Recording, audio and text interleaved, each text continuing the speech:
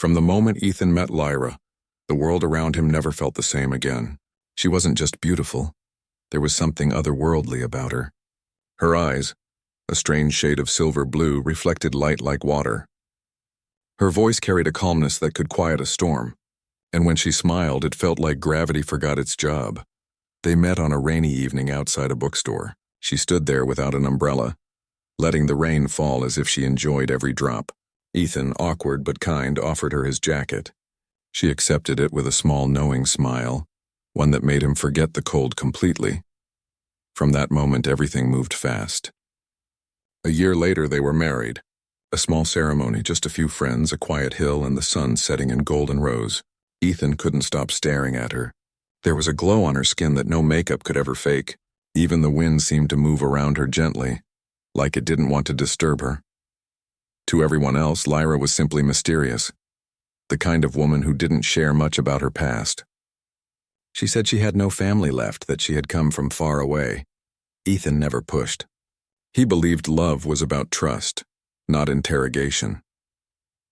That night, after the laughter faded and the guests left, they sat together on the porch of their small home, looking up at the stars. Lyra's hand was warm in his, but her gaze wasn't on him. It was on the sky, deep, searching, almost sorrowful. "You love the stars, don't you?" Ethan asked softly. She smiled, but it didn't reach her eyes. "I do. They remind me of home." Ethan laughed gently. "You mean back in your old town?" She didn't answer. Instead, she reached up, brushing her fingers through the air as if tracing invisible constellations. Her voice turned quiet, almost like she was speaking to herself. "No, Ethan, not a town. Not even this world." He thought she was joking at first. He chuckled, leaning closer. "You say that like you're an alien or something." Then she looked at him. Really looked. And for the first time since he'd met her, her eyes didn't shimmer silver blue. They glowed. Soft, radiant light spilled from them like moonlight trapped in glass. Ethan's breath caught. The world went still. "Lyra, what?" She closed her eyes quickly and the light faded. "I never wanted to frighten you. I was going to tell you after today." Ethan tried to laugh again, but his voice shook. "Tell me what?" "That I'm not from here," she whispered. "Not from Earth. My name isn't Lyra, it's Lyraith, daughter of the House of Esserin. My people are not human." The words hung between them like fragile glass. For a long moment, Ethan said nothing. The night was silent except for the soft hum of crickets. The stars above them glittered brighter than ever, as if listening. Finally, Ethan whispered, "You mean, you're really an alien?" Lyra looked away, tears forming like liquid light. "Yes, and now that you know, everything will change." Ethan couldn't speak for a long time. His mind tried to find the logic in what he had just heard, but nothing made sense. The woman he loved, the woman he married, was standing before him. Her hands trembling, her voice trembling even more. Lyra, or Lyraith as she called herself, stood quietly, her eyes reflecting the stars above them. There was no pride in her voice, no excitement. Only fear and sadness, as if this truth had been a burden she had carried alone for far too long. "I should have told you before," she whispered. "But I was afraid. You see, my kind, we don't usually come here. It's forbidden." Ethan swallowed hard. His heart was pounding so loud he could hear it echoing in his ears. "Forbidden, then? Why are you here? Why me?" Lyra turned to face him. The soft wind brushed her hair across her face and she let it stay there, as if it was easier to speak when he couldn't see her fully. "Because I was curious," she said softly. "Because I wanted to understand what it means to feel the way humans do." Ethan frowned, his voice low. "You mean love?" She nodded. "On my world, we don't fall in love the way you do.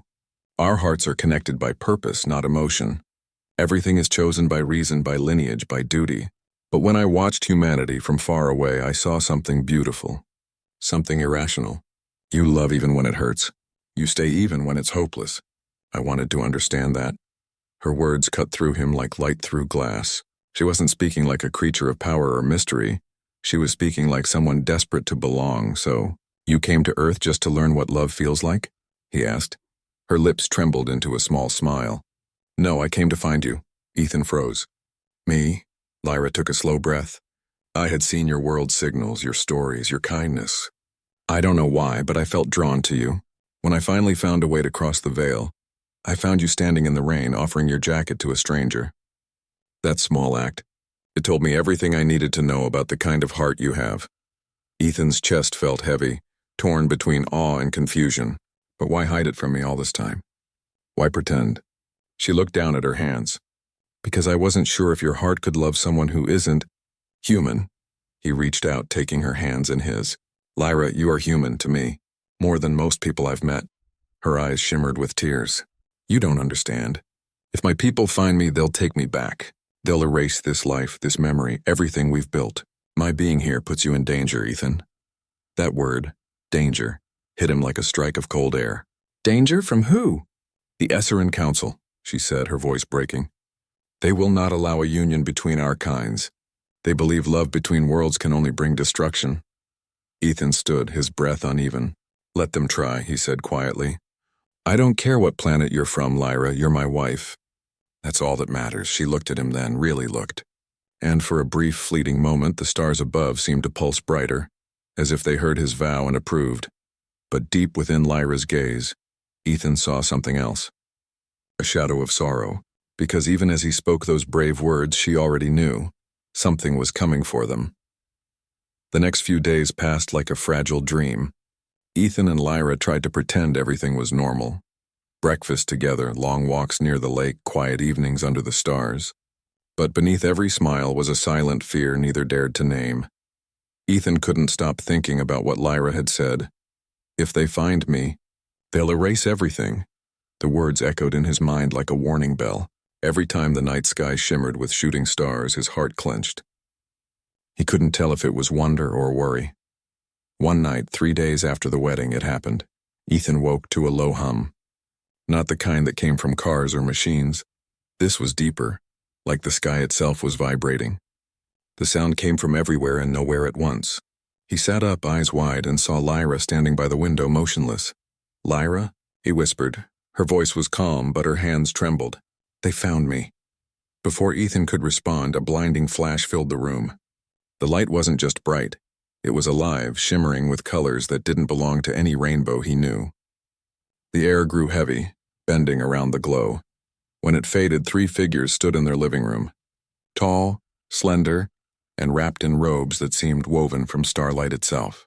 Their faces were human enough to recognize emotion, but their eyes, pure, glowing white, carried the weight of eternity. Ethan stumbled backward, heart hammering. Who are you? What do you want? The one in front spoke, its voice like layered echoes. We seek the exile. The daughter of Esserin. She has broken the code of the stars. Lyra stepped forward, her voice trembling but firm. Don't speak to him. I will go with you, just don't harm him. Ethan grabbed her arm. Lyra, no. What are you doing? She turned to him, eyes full of tears. I told you this day might come. They've come to take me home. If I resist, they'll destroy everything. You, this house, this world. The leader of the visitors raised a hand, and the air shimmered like water. Human, it said. You have touched what was never meant for you. Forget her. Forget this union. Ethan clenched his fists. I won't. You can't just erase someone's love like that. Lyra turned back to the beings, her silver blue eyes now glowing brighter than ever. You can't erase what he feels. You don't understand. He loves without condition. That's something our kind never learned. The visitors stared, silent for a moment. Then one of them said, Love is chaos. Chaos breeds ruin. You were meant to observe, not to feel. Lyra shook her head. If love is chaos, then maybe chaos is what we need. The leader's expression hardened. Then you've already been lost to this world. The light around them began to pulse again, stronger, sharper. Ethan felt the pressure building in his chest. The wall shook. Lyra turned back to him and whispered, I'm sorry. I love you, Ethan, no matter what they do, remember that. Before he could answer, the light consumed them both and the world turned white. When Ethan woke, the world felt wrong. He was lying on his bed, sunlight spilling through the curtains, birds singing outside as if nothing had happened. His chest ached, his mind felt heavy, like a dream had slipped away before he could catch it. He sat up slowly. The room was exactly as it had always been. His jacket hung by the door. The wedding photo still stood on the dresser. But when he looked closer, his heart froze. In every photo, he was alone. He picked one up. The picture of them smiling beneath the sunset on their wedding day. His arm was still outstretched, but there was no one beside him. just empty space where Lyra should have been. Ethan's breath caught.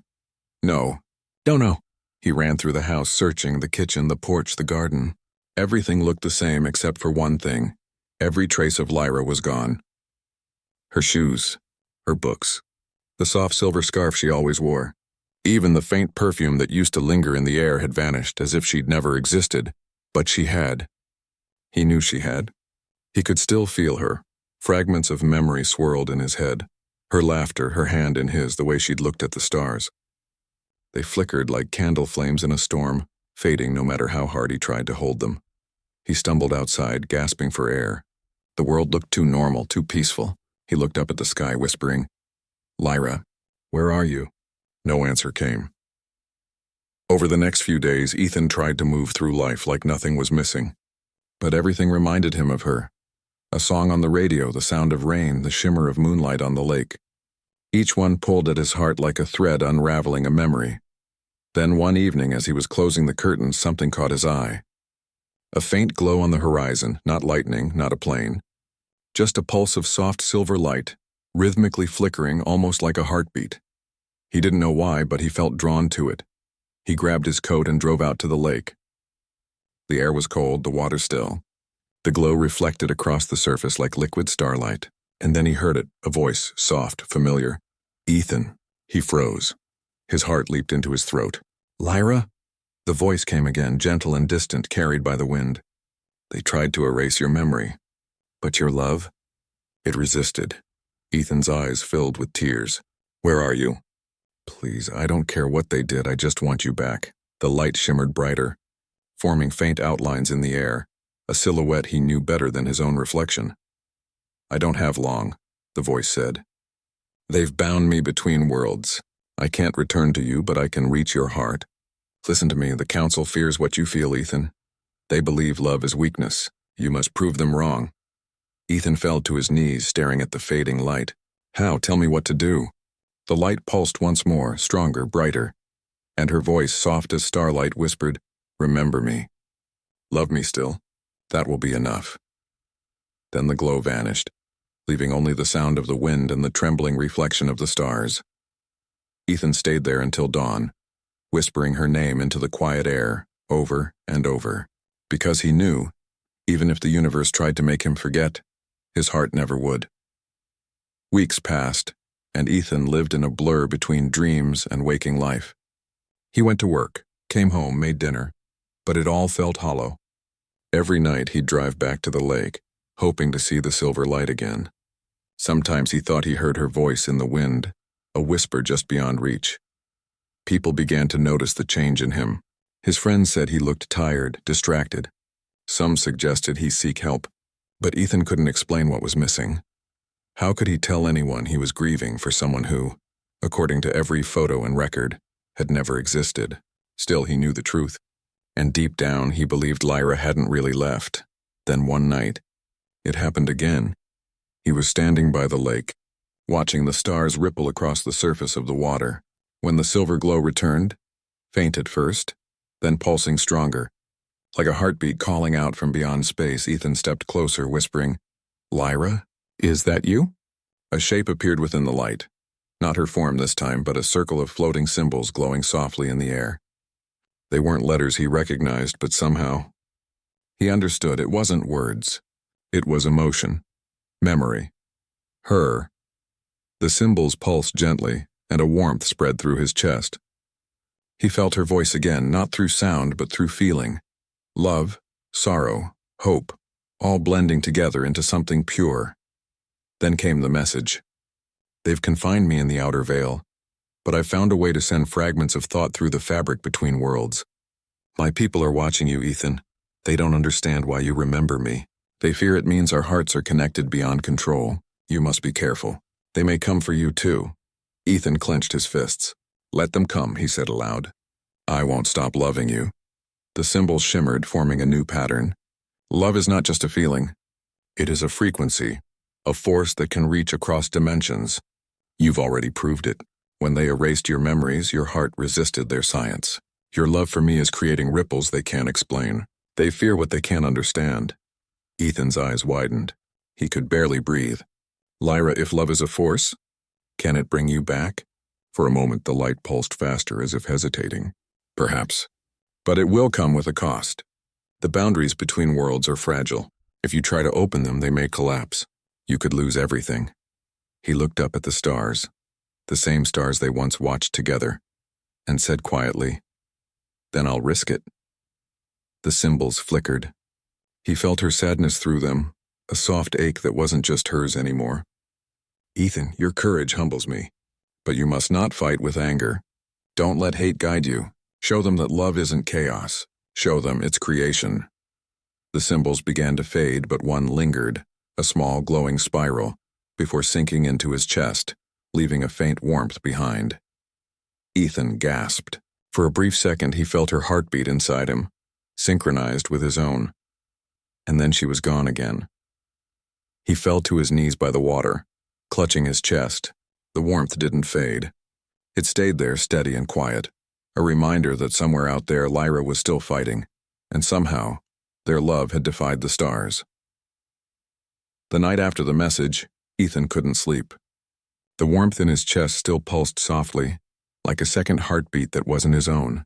Every time it beat, he felt Lyra's presence, faint but real, like she was whispering through the silence between heartbeats.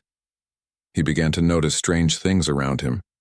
Lights flickered when he thought of her. The stars seemed to shift slightly, forming patterns that reminded him of the glowing symbols from the lake. And sometimes, when he closed his eyes, he could see fragments of another world. A sky of swirling silver clouds, towers of glass, oceans that shimmered like liquid light. That was her world. Lyra's world. He started keeping notes, sketches of what he saw, details of what he felt. He didn't know if he was losing his mind or gaining something new, but one night as he drew, the paper beneath his hand began to glow faintly, the same silver hue as her eyes. Then he heard her voice. "Ethan, it's happening faster than I feared.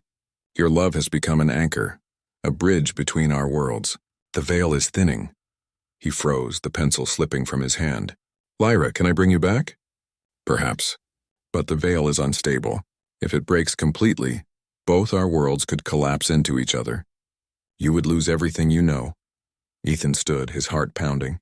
"Then I'll find another way. Tell me what to do."